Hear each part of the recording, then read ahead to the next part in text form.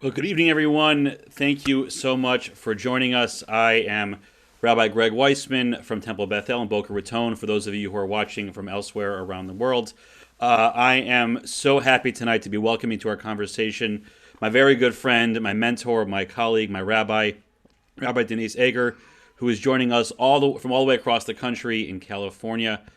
We have a few more people who are just making their way in.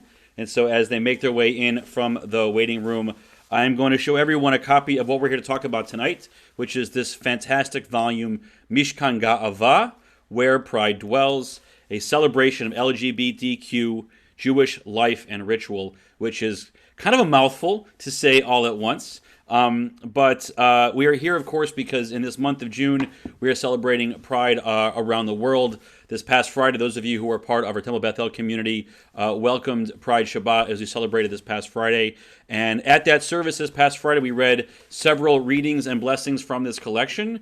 And so we thought, what better way to follow up from that wonderful service to welcome the collection's editor, Rabbi Denise Eger, to share with us a whole bunch of different things. The story of LGBTQ Jewish life, her own personal story, a little bit about how this book got put together and what it means.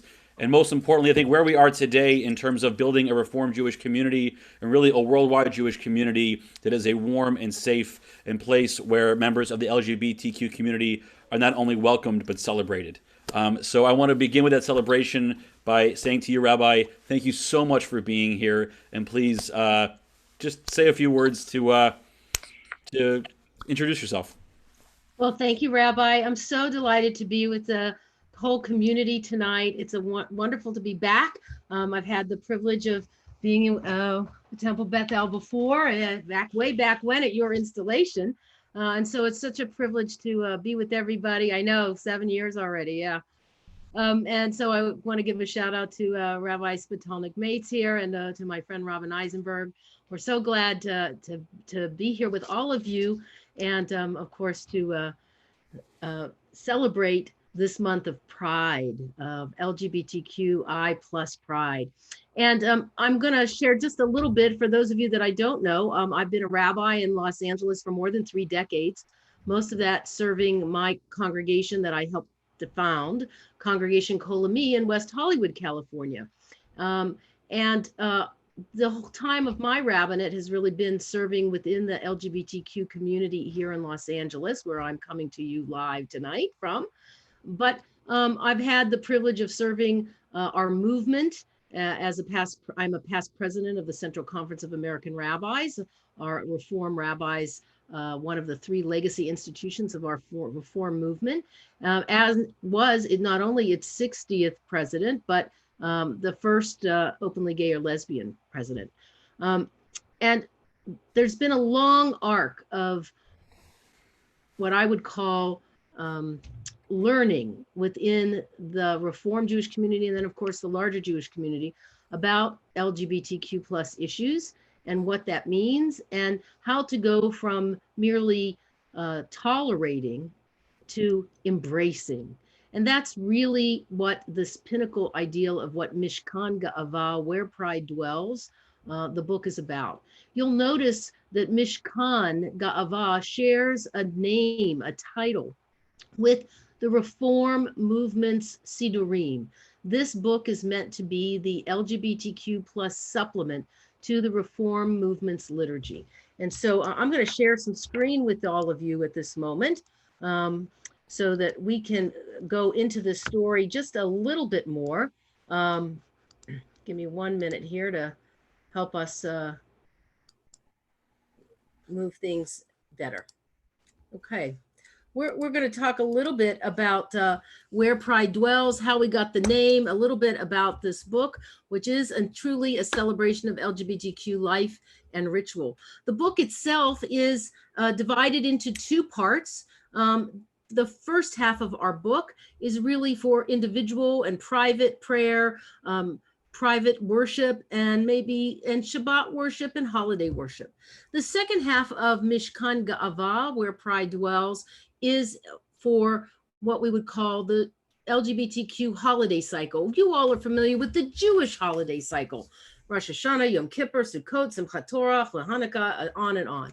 But in the LGBTQ plus world, we have holidays as well in that community. And of course, we're experiencing one now, and that is the celebration of Pride Month and Pride celebrations. But there are others like National Coming Out Day in October, Transgender Day of Remembrance, Lesbian Visibility Day, World AIDS Day, and even in our state in California, we have a state holiday called the Harvey Milk Day. It's on Harvey Milk, the supervisor that was a San Francisco supervisor that was assassinated his birthday is May 22nd, and they made it a state holiday dedicated to seeking equality for all.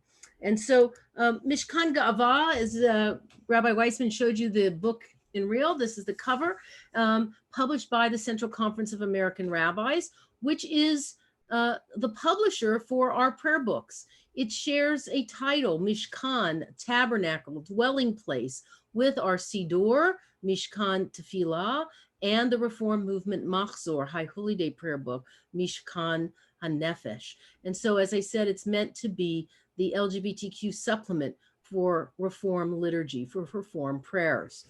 And this book is made up particularly of both individual prayers, communal prayers, things to use in an interfaith worship setting, but also there's some reflections and essays by famous Jewish LGBTQ people, activists and entertainers, to give a real voice.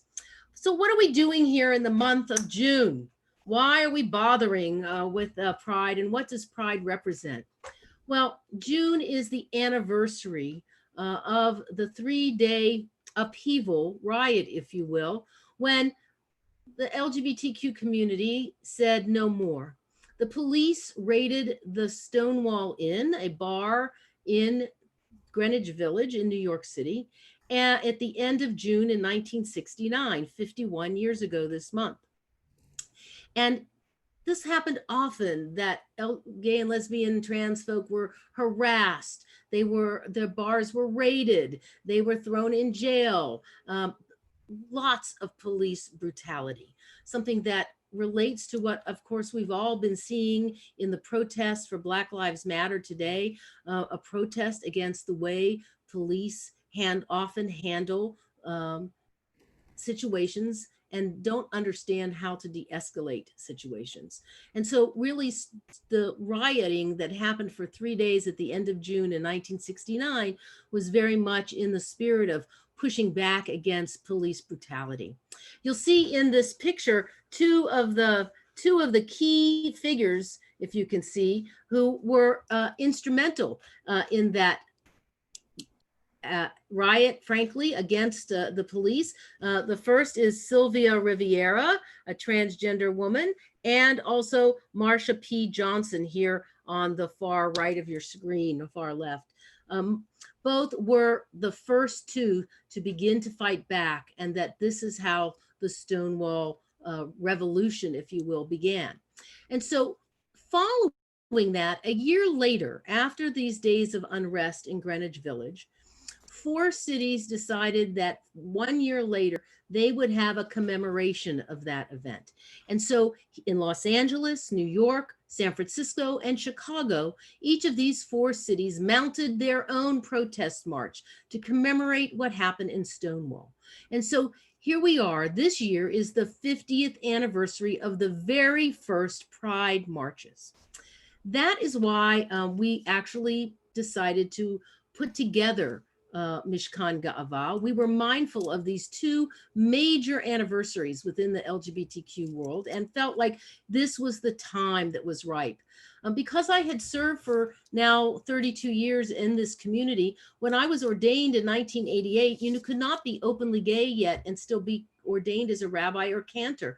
And so we were very underground and very closeted in those years, especially at Hebrew Union College and Seminary. And we actually, at the New York campus, I, and along with a couple of other students, founded an underground group called Hineni to give support to one another in a time when we lived in great fear of being kicked out of school and kicked out of seminary.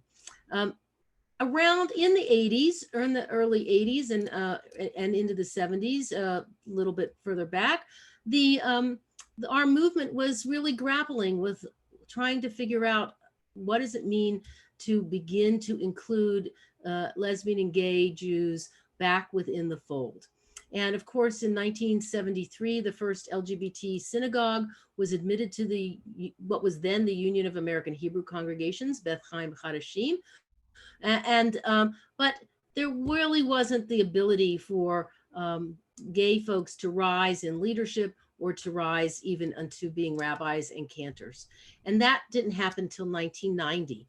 And so in 1988, after I was ordained, I took the only position that was available to me, and I became the first full-time and first gay rabbi at the gay synagogue, Beth Chaim Chadashim, which was the world's first gay synagogue here in Los Angeles.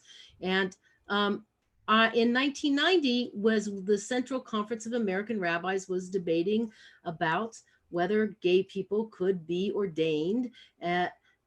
We needed to have a public face.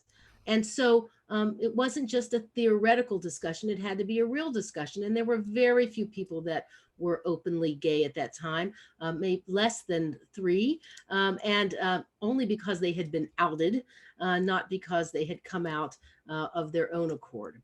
And so I did an interview with the Los Angeles Times just before the convention and gave a face to the notion that there were colleagues already serving within our denomination, within our movement, and serving well, and that we shouldn't deny our movement of Reform Judaism, which had long stood for civil rights and justice, to also extend that embrace and welcome to lesbian and gay folks. And so the Reform movements had a long history of taking the steps to really bend the arc of justice towards inclusion and acceptance. So from 1990 on, there has been ability for LGBTQ people to become rabbis and cantors and of course educators. And it's been a slow but long march towards that full embrace and equality, including our movement stand to eventually bless and welcome LGBTQ people under the chuppah legally. And I had a role in helping our movement move that forward in the year 2000 by writing the resolution that gave rabbis the ability to officiate at legal weddings and ceremonies. I had the privilege myself of officiating at the very first wedding here in California. We had a marriage equality a little bit earlier than the federal. Of course, this year is 5 years since the federal courts permitted marriage equality. We're celebrating 5 years since the Obergefell decision of the United States Supreme Court. But in 2008, in June of 2008, marriage became legal in California. And I had the privilege of officiating at the first wedding for the plaintiffs on June 16th, 2008. But of course, society fought back, and the Catholic Church and the Mormon Church didn't like equality and full inclusion. And they funded a $40 million political campaign in California to reverse marriage equality. And so on November 4th of 2008, when the country was celebrating the election of the first African-American president, President Obama, the LGBTQ community in California was in tears because our right to equal marriage was taken away. And so the Reform movement was a solid and staunch ally, filed many amici briefs in that court battle to reverse Proposition 8, which we did eventually, and of course in the federal courts. We have much to be proud of in our movement. So we're just going to take a minute because it's always confusing at this time, particularly in Pride Month. What is the alphabet soup of this community and how does it come together? And so there are a lot of letters, there are a lot of abbreviations, and so we need to kind of go through them a little bit.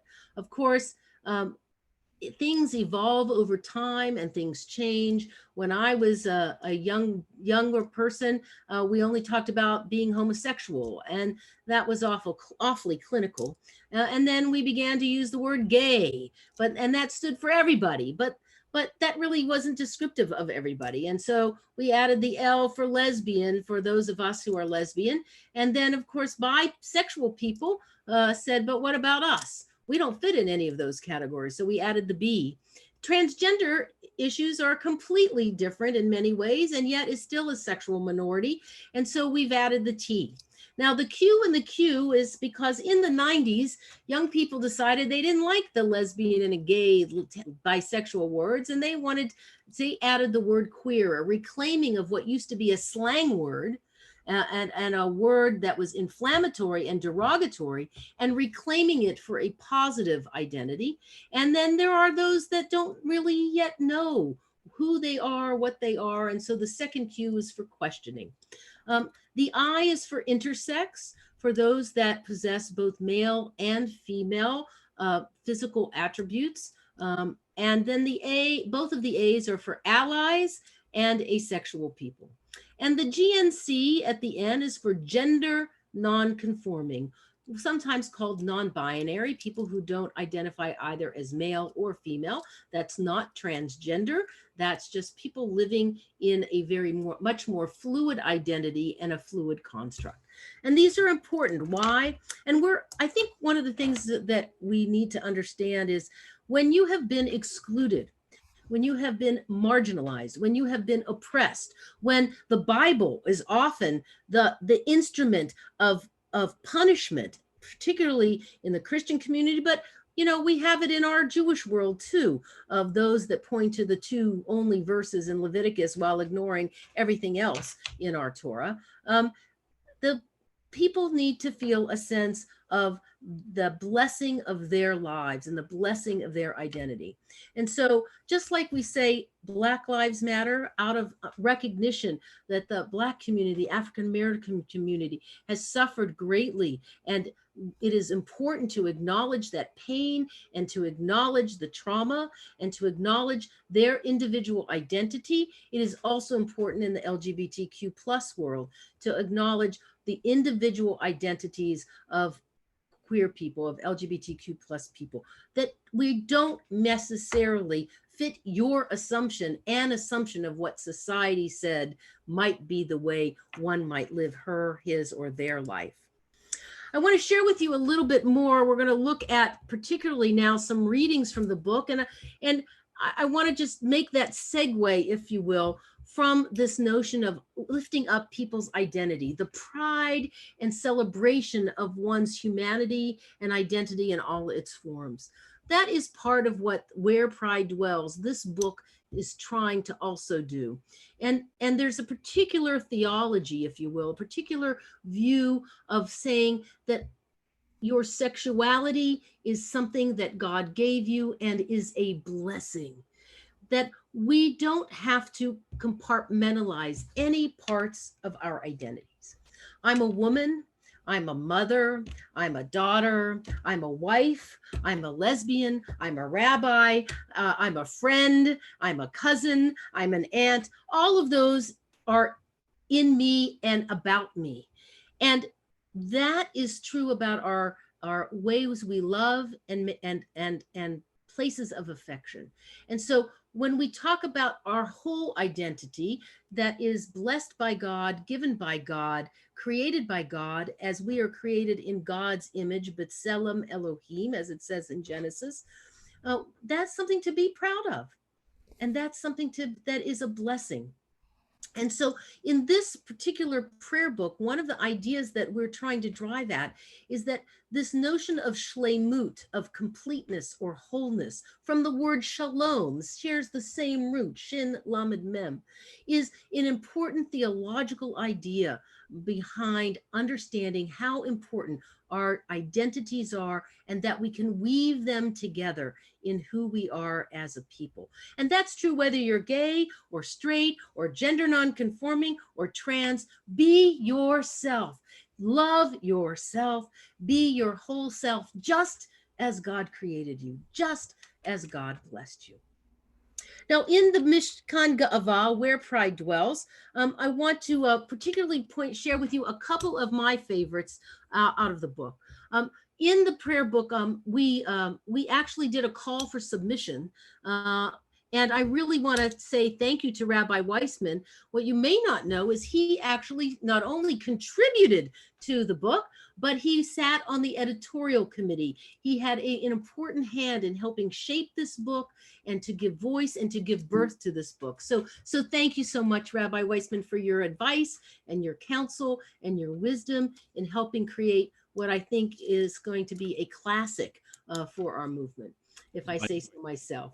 It's my joy. One of the things that's important about the prayers and the submissions, as I said, we did this to time it between the 50th anniversary of the actual Stonewall incident and upheavals and the 50th anniversary, as we're celebrating this year, of all the Pride marches. So many of the pieces I did contribute because when I was coming up as a rabbi and serving my communities, first at Beth Chaim Chadashim for 5 years, and then at my Congregation Kol Ami, where Rabbi Weissman served as an intern in his rabbinical school days on staff for a couple years.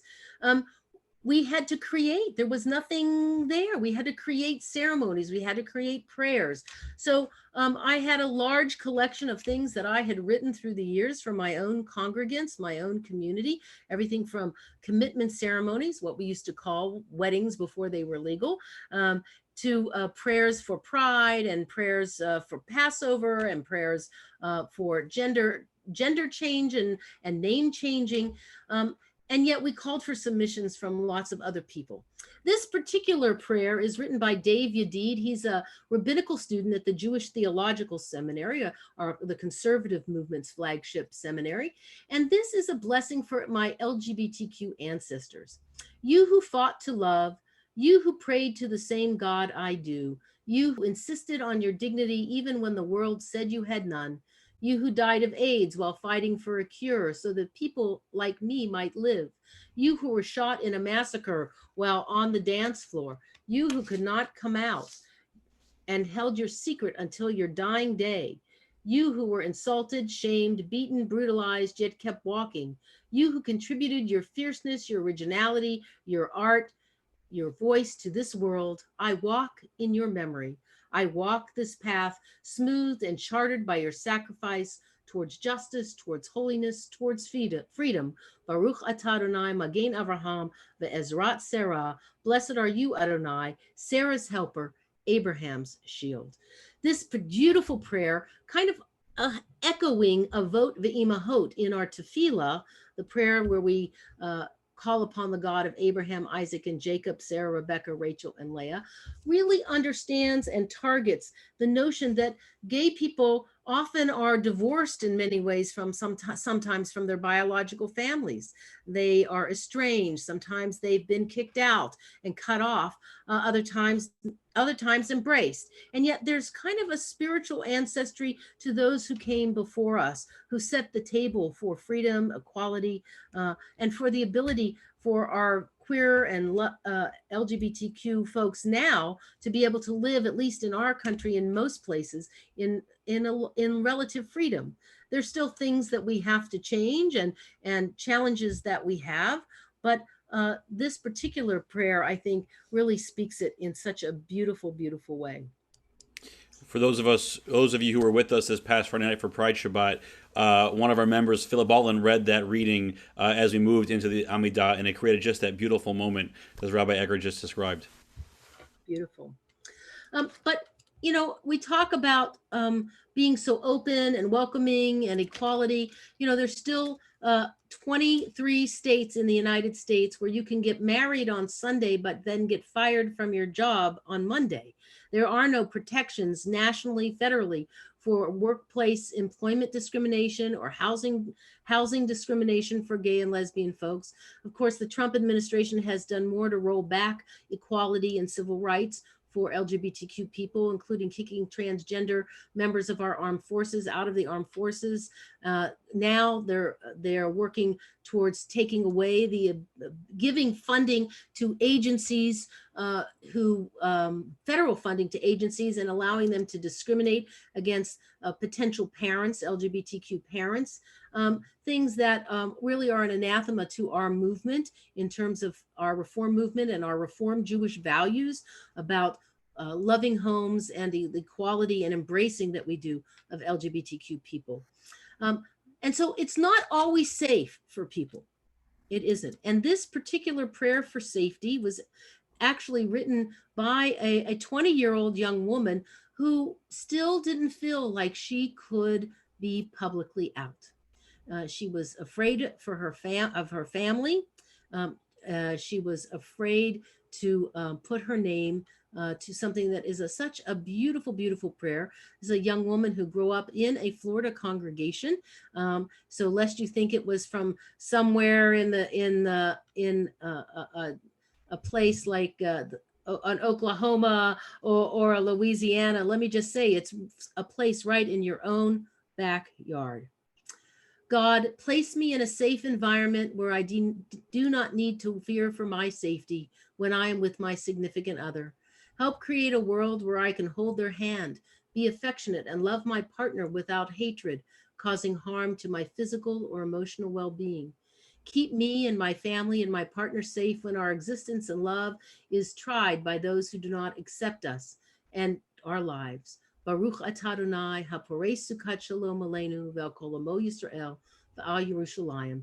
Blessed are you, Adonai, our God, guardian of Israel, whose shelter of peace is spread over us, over all your people Israel, and over Jerusalem. Just a beautiful reinterpretation of the Hashkivenu prayer in a very personal way and a very, very real way. There's still much work to be done, I think, for congregations and communities to, we have to continually educate everyone as they come in. People come from so many different backgrounds through our synagogues, and particularly our young people. There's always a new generation of young people who have their questions about themselves, and they need a place to be able, a safe place and safety to ask their questions and to explore their identities.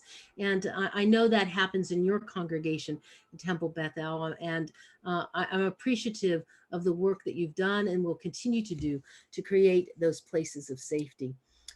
There's lots of other prayers in here. One of the things I love about Where Pride Dwells is that so many of the prayers aren't gay specific, if you will.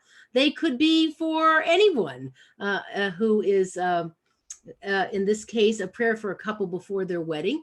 And this one was written by our colleague Andrea Koznowski, also on our executive team that helped to shape this volume of prayers. But this prayer that she wrote for a couple before their wedding was written for two men in her congregation. And yet the sentiment in the prayer really could be read for any two people, a man and a wife, a husband and a wife that were ready to stand beneath the chuppah.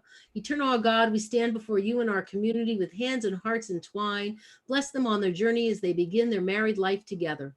We thank you for the opportunity to have found another soul with whom to love, cherish, and share. So you can see the words aren't LGBTQ specific, but one of the things that's been such a nice outflow from Mishkan Ga'avah is that the creativity and the understanding of ritual and the permission to create prayers and write prayers, not to deviate a little from our fixed keva tradition of prayers, that maybe will give blossom to others writing their experiences in prayers, whether you're gay or straight or trans, bi, or gender nonconforming.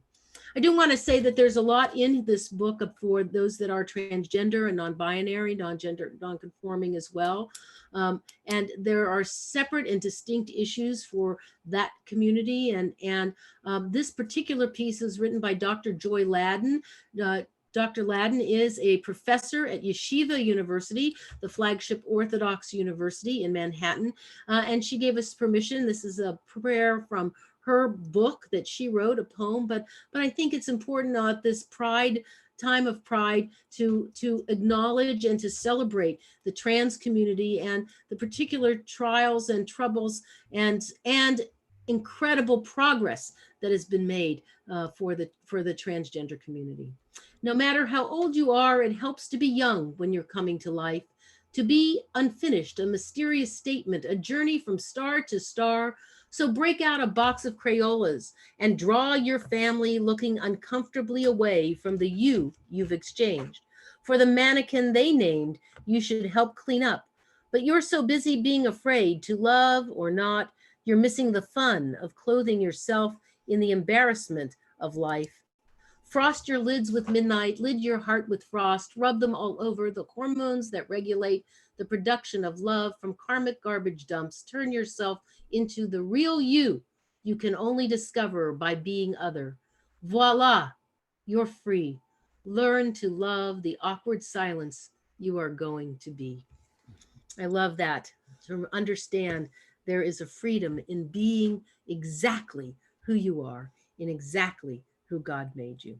Um, so as I know you've already celebrated your Pride Shabbat last Friday night, but throughout the month of June, and not only in June, many communities celebrate Pride at different times of the year. But we want to make the relationship, the understanding that what we're doing when we celebrate LGBTQ plus Pride relates to understanding that oppression, wherever it is, whatever peoples are experiencing oppression, that we have an obligation to reach out and to help all march freely to that other side. And so you might notice on this particular pride flag background, the original pride flag had aqua and pink in it and different colors. And recently in Philadelphia, they added the brown and the black to acknowledge people of color. This was done over a year ago now. And so how timely and important that is as we continue to protest the horrid treatment of African Americans in this country and learn to understand our own racism and how that plays into all of the other oppressions, whether it's homophobia or anti-Semitism or Islamophobia, and that we are called as people of faith, religious people, and we Reformed Jews are religious people, to put our values into play in the world and to really heal it. And by celebrating and observing Pride Month, that's one more step toward building the world that we want and acknowledging that we can change and we can build a world filled with tikkun olam and healing. And so as I conclude, I want to just share one of my guiding lights in someone that I've looked up to. This is Bayard Rustin. You all know Dr. King. But Bayard Rustin was Dr. King's, Martin Luther King Jr.'s right-hand man. He, with A. Randolph Phillips, were the brains and the logistics behind the March on Washington, where Dr. King gave his famous I Have a Dream speech. Bayard Rustin was closeted, especially in those years of the early parts of the civil rights struggle. And he didn't come out publicly till much later in life. But he was in many ways the mastermind behind much of the strategy of the early civil rights movement. And so I want to close in part with his words, because I think they're timely for the times we're living in now.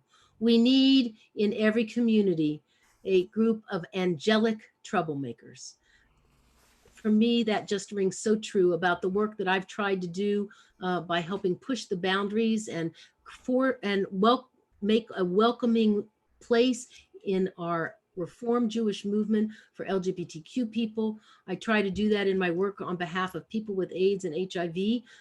And I think that is our call in the times that we're living in now, to be a group of people who are committed to being angelic troublemakers. And so I hope that you'll enjoy Mishkan Ga'avah, that you'll use it, continue to use it year after year at your congregation.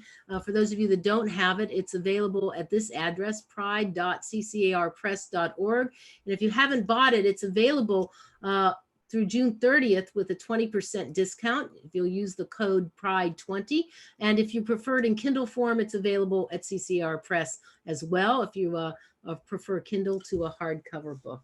Again, I'm so delighted to have been here. I know there must be maybe some questions, Rabbi Weissman, and happy to take them at this time. And I have a ton of questions that I want to ask, and I want to invite those of you who have joined us in the Zoom room. If you have questions that you want to put in the chat, we'll be sure to raise them as well. But I want to begin with a personal question for you, Rabbi, which is, you entered the rabbinate in a time when, in many ways, the movement was nowhere, right? That the gays and lesbians and everyone else were still in the closet. And you've seen where in these now 32 years, where the movement has come and where in ways that our world has changed. And so I think I have a two-part question, which is, where did you find the courage and the strength to balance these two parts of your identity in the mid 80s, knowing that you felt called to the rabbinate, but were wondering whether or not the reform movement would welcome you in your fullness of self, and how did that buoy you through those difficult times? And could you have imagined where your career was going to take you, and where the community was going to go during the years that you have served our people so well? Well, those are really good questions, Rabbi. Probably well. Um, I guess what I think for me, there were plenty of times that I didn't think that I would be able to be a rabbi and be a lesbian. I mean, I remember getting accepted to rabbinical school and thinking, well, I'll just never be married and never have a family and never, I'll just be, I was so called to do the work of being a rabbi. I just thought that I would never have a personal life. And I will say that discrimination isn't over in our own denomination in any way, shape, or form. Let us not think that we have gotten completely over the hump. Gay and lesbian and trans rabbis maybe get their first job within our movement. It's okay to be an assistant rabbi or a cantor sheni somewhere, a second cantor somewhere, but aren't too many senior rabbis of large congregations. Both women, that's an issue for women still, and certainly an issue for LGBTQ folks. So we haven't done completely what we need to do.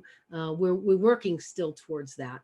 When I took my first position after rabbinical school, when I was ordained, I went through placement, and at placement time, I was living at the time, of course, people kind of knew I was a lesbian, but again, you couldn't be ordained and be a rabbi. So we kind of kept it in the closet. I used to call it a plexiglass closet. I interviewed for jobs and really was a leading candidate on several, but on match day, got calls and said, Denise, we'd really like to hire you, but you're a lesbian and I'm not willing to take those risks.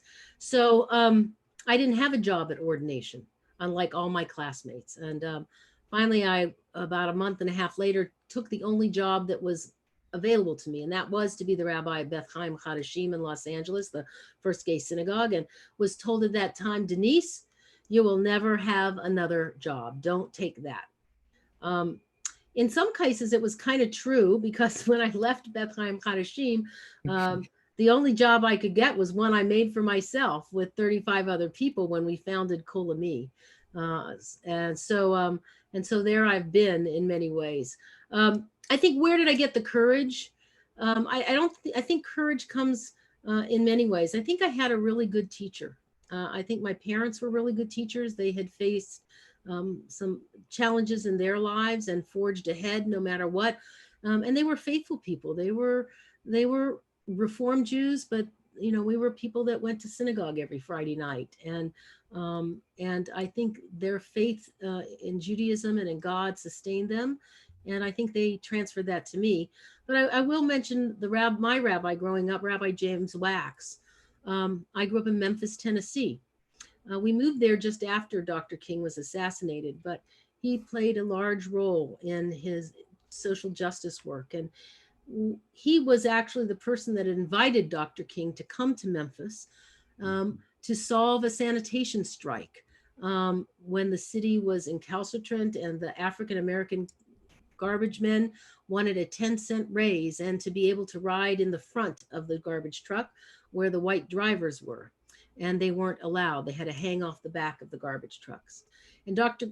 Wax, Rabbi Wax, was the president of the Ministerial Association in Memphis. And so he actually invited Dr. King not once, but twice. And it was on the second trip for the sanitation strike in April 4th, of course, and where Dr. King was assassinated. And Rabbi Wax, led a huge protest march down the main streets of Memphis to challenge the mayor the day after Dr. King was assassinated. So Mm. that always weighed large in my mind of what the power of being a rabbi could be and ought to be to change the status quo. And I think that I think that that's kind of influenced me too, to change the status quo when there was an injustice. And, I always say, Greg, we don't have a Jew to waste. And it seemed to me that excluding LGBTQ plus Jews who want to be part of the community was wasting Jewish lives. And we need to strengthen our Jewish community, not weaken it. And so that's always been the place from where I've come from. Wow. Thank you. Thank you. I want to remind everyone, if you have a question, to put it in the chat. But I want to ask about the book and the process. So you mentioned in your description that the timing of the book was meant to be released between the events of Stonewall in June of 1967 and gay pride marches that happened a year later. But that doesn't happen by accident, right? You didn't have this idea in 1998 and sit on it so we could celebrate the anniversary this year. So share with us why now, right? Why in this time, in moving into the the middle half of the 21st century, why do we choose now to publish this book? And to really challenge you, if you think forward a generation or two, what do you hope and pray that the legacy of this book will be within the reform movement and maybe even beyond it? Well, I think I mean I guess for me, I've spent a lot of time working at a political level within our denomination, and of course in the larger world as an activist, a women's rights activist, and LGBTQ activist. Of course, as my service in terms of being president of the Board of Rabbis in Southern California, I was the first woman to do that, and to, as well as then on our CCAR, to be the first openly gay person to serve as president of the more than 2,300 Reform rabbis worldwide.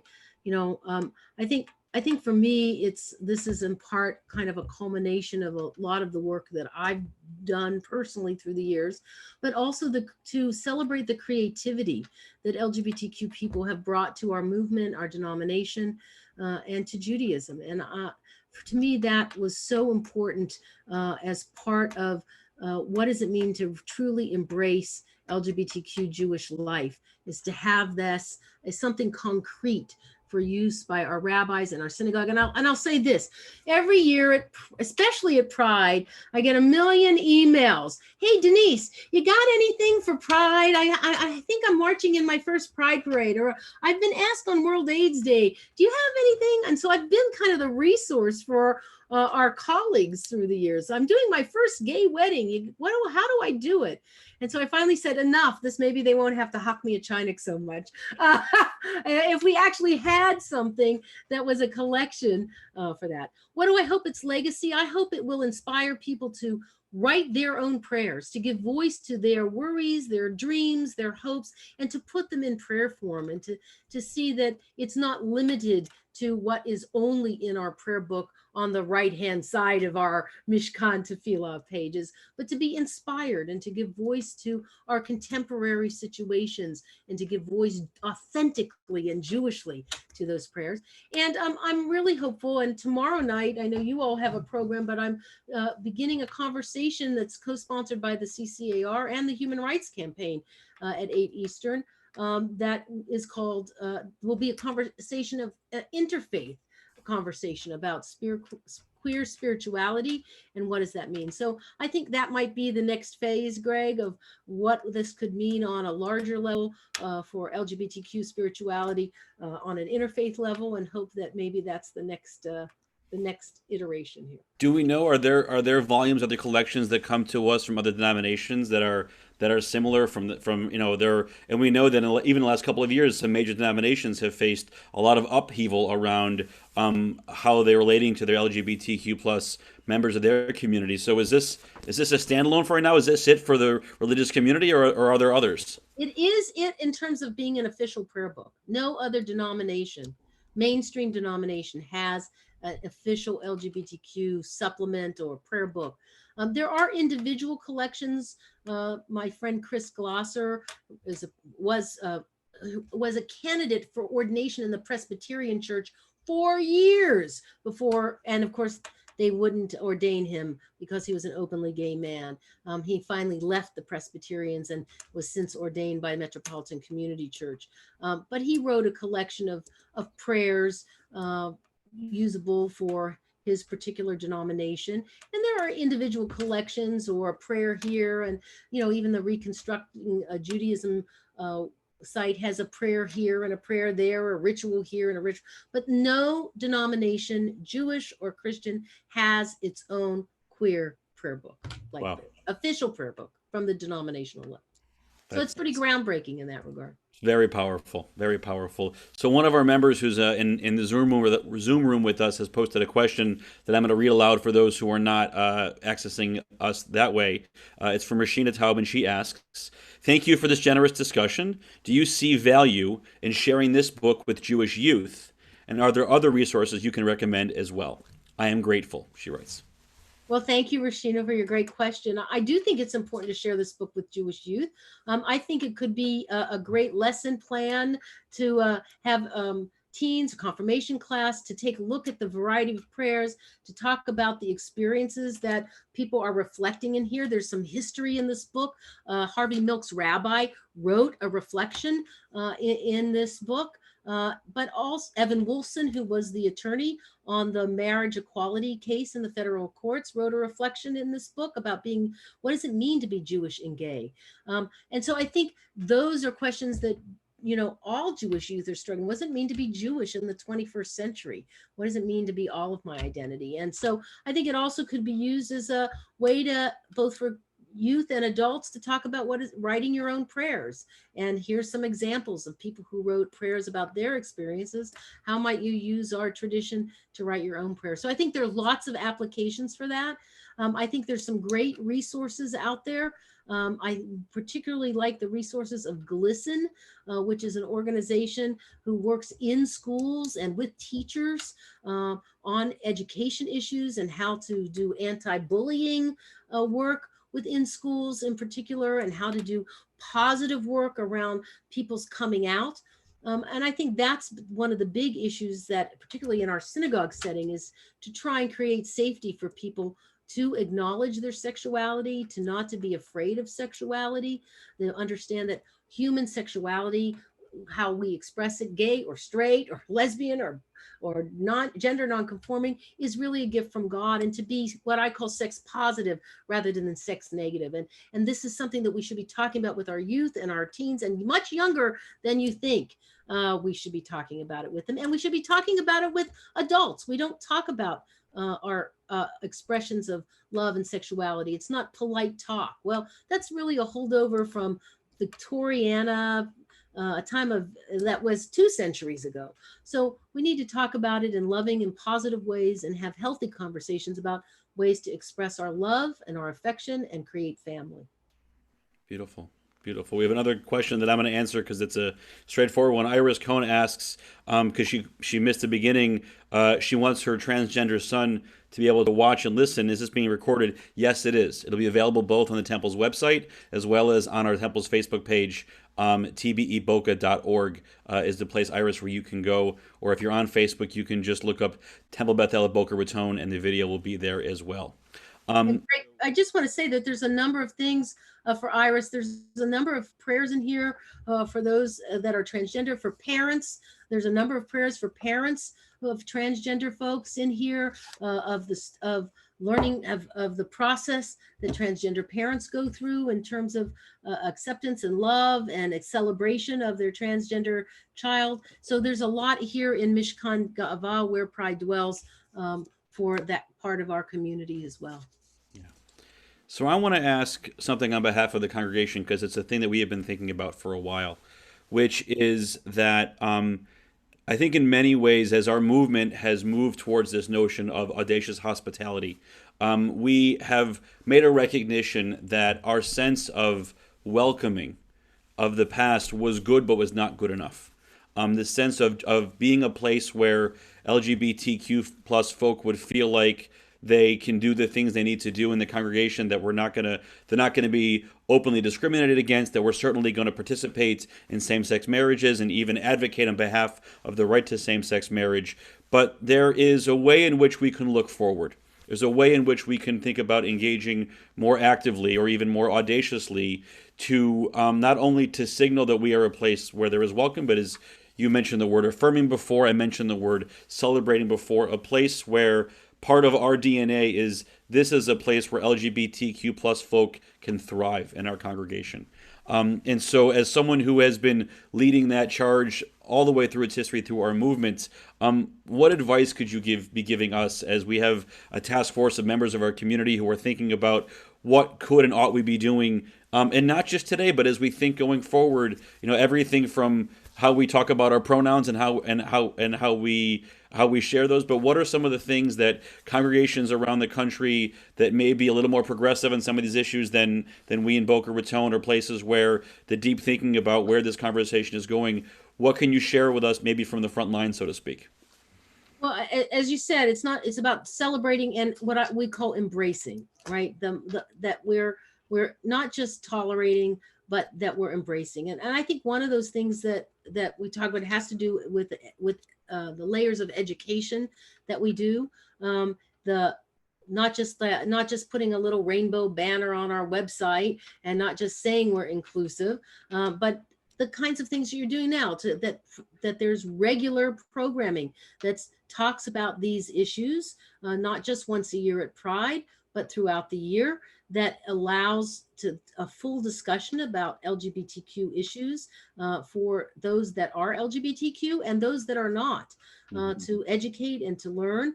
I think there has to be within, for example, our religious school settings, that when we're teaching, let's say, for example, about marriage, not teaching about gay marriage, but when we're teaching about marriage, that we might imagine that when the fifth graders do a mock wedding, that it might be two women under the chuppah, just as a matter of fact, that when we tell stories or read stories, we're looking at stories for even our youngest kids. There's many PJ Library books that feature, just as a matter of fact, two dads, two moms, one dad, one mom, queer kids, trans kids, that whatever the issue we're trying to teach about Shabbat, well, maybe that story should be about, Roger who became Rosie. That is how we weave it in to being part of the regular life of the community, rather than just throwing a spotlight one time a year or twice a year. And that is the real challenge. And I think the other real challenge, whenever you have a large group of people, and your temple's a beautiful, large congregation of our movement, and so diverse, is that there's always going to be need for more education. So you can't assume because you've done a program once on the basics, studying the Torah verses. Why does Reform Judaism reject the traditional interpretations of those verses that they condemning homosexuality? We have to constantly be in a process of re-educating and not assume because we've done a program once that we've solved all of the issues. So I think we have to think about that. And then we have to really take proactive stands in the public sphere. And we have to work very hard to ensure that equality for all means equality for all. Yeah. That's especially true here in Florida. Rabbi, you mentioned a little while ago that there are certain states where you can get married on Sunday but be fired on Monday, and Florida continues to be one of those states, right? Some jurisdictions, some cities, and some counties have passed anti-discrimination laws, but the statewide, there are still a lot of things that we need to be advocating for. Fortunately, locally, most of our elected officials, our state legislators and our state senators, are and some of the members of our community, member of the Reformed Jewish community, and advocate on that behalf. But it's a big state with a lot of different voices. So how you mentioned Religious Action Center Florida. How might your congregation and your group that's committed to LGBTQ life become more involved in helping change that for the state of Florida, and link up with other organizations, Equality Florida, Human Rights Campaign, that are working in the state of Florida to help change those jurisdictions and to make that part of your agenda? That is another way to empower your congregation to work for equality and to do it, not just within the congregation, but then to extend that, the work outside. Yeah, absolutely. We had a conversation, the pride marches that take place in many places in June don't take place in June in South Florida, Yes. because the weather is not conducive to The Pride marches are often held in the month of March, and we actually were making arrangements to march for the first time in many years this year. And of course, we all got stuck with the COVID-19 virus. We have heard that down in Wilton Manors they're planning to reschedule for December, and members of our community are have their ear to the ground to find out is there an opportunity, hopefully by then, that we can come together. And I wanted to use that as a segue to read one of the two pieces that I had written for this. I was hoping you were going to do that because that was how I wanted to make sure we shared them, because you wrote such a beautiful piece about our marching in making a marching in a pride parade a holy moment. So would you read it for us, Greg?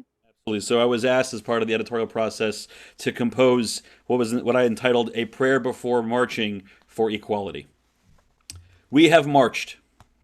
When God called to Abraham, "Lech lecha," go forth, Abram walked to the land God showed him. When we endured the pain of enslavement in Egypt, we put one foot in front of the other. When the sea split, we marched toward freedom, celebrating with songs of joy. In Selma, we prayed with our feet. We have run in fear and dashed in triumph. We sang the words of our movement as we marched for the values we stand for. And so today we march. We march to tell the world that every human being is created b'tselem Elohim. We march to show pride in those who share the beauty and wholeness of their identities. We march to show solidarity with those whose identities are known only to themselves. We march for those in fear who cannot march. We march as allies. We march as friends. We march as family. We march as Jews. Netzeh Hasadeh, let us go forth and let our message ring out that God loves all, that we love us all, and that love conquers all. I think we should all say a big amen to that. Amen. Amen. There's still so much work to be done, and I want to thank you so much for your time tonight and sharing with us. I want to note that Laura, when you were talking about what we can be doing today, Laura's iPhone, I'm sure it was Laura who's carrying an iPhone, shared, I love the response, and thank you so much for this empowering input. I wanted to also add a little piece that we think about a lot, which is the size of our congregation is such that while the numbers of people in our community who identify as LGBTQ or other parts of the alphabet soup may be small in numbers in comparison to the larger congregation. But if we think about the secondary relationships, the number of parents or grandparents or siblings or cousins who have someone who identifies somewhere in this community is a lot larger than we might realize. And part of the conversations we're having as well is what can we be doing to support those in the ways that, in different generations, whether it was GLAD or PFLAG, there are wonderful opportunities who embrace everyone's relationship to this in a variety of ways, and to be a place where we can talk about and we can celebrate and we can embrace is, I think, what our goal is to be. So, Rabbi Denise, thank you so much for joining us tonight. Thank you so much for your love and your support and your friendship over I think it's been 9 years that we've worked together and known each other in this way. Thank you so much for having me. It's wonderful to be with your congregation again in your community, and keep up the good work that you're doing to be the welcoming, embracing place that Temple Beth El I know is. Thank you. Thank you. So the recording of this will be available at tbeboca.org. It'll be in the list of events that have been live streamed, as well as available on our Temple's Facebook page, which is Temple Beth El of Boca Raton. Thank you, everyone, for joining us this evening, and have a wonderful night.